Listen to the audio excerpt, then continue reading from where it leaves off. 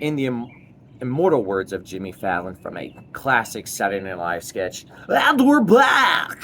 All right, so Egghead, like I said before, I got cut off and I'm gonna have to mesh these two videos together. That's gonna be freaking fantastic for me. You're gonna win. Your plane almost made a sale. He hasn't won all year, but you've been playing great these past 8 to 10 days, so I'm picking Egghead to indeed pick up the victory here. All right, moving forward, we have Curb Your Enthusiasm versus That'll Do Pig. That'll Do Pig, you played B Green last week and you barely squeaked by the hair on your chinny chin chin. One less hit, a couple more runs here that could have been a huge difference for B Green picking up a dub. But what didn't help is the fact that you went from 1 home run to 9 home runs. That really hastened B Green's demise right there. So good job by you. Just want to, I'll give a big thank you to your infield who was responsible for 6 of those 9 home runs. I like what I'm seeing here with your squad in that regard. But once again, you barely beat our last place team, so I can't give you much respect this week. I'd be more worried if 5 weeks in and I didn't still hate your outfield, but I still do. I'm still going to talk about it. I'm still going to let you know, so I don't expect that to change. Things that change, though, if you want to look for change, you want to look at Billy Baseball's team. Curb Your Enthusiasm, name change, done. Player change.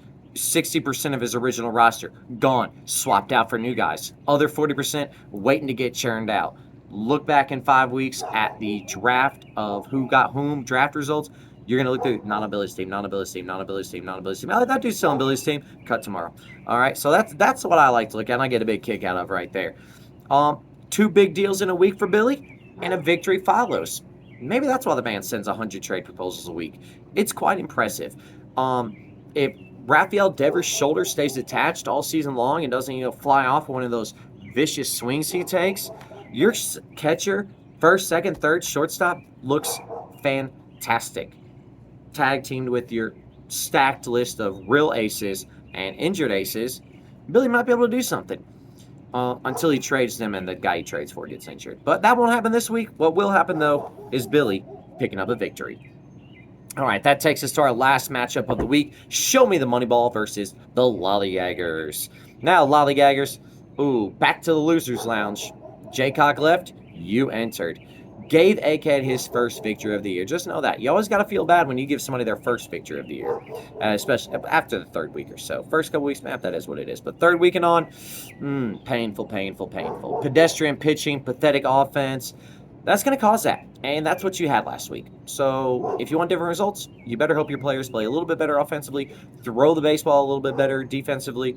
And I just got to say, it feels nice not to mention the normal studs carrying your team each week of Vinny and Fernando and Michael Bush because, well, none of them did shit for you last week. Vinny even got benched after 1 for 20. So it felt nice not to praise them, rather to, scold them for being so terrible and finger tisk, finger. No. Bad week for them. Show me the Moneyball. Same story. Different fucking week. You're going to hit home runs, but your average and OPS are going to be bottom of the fucking barrel. 13 moves all year. 13 moves all year long.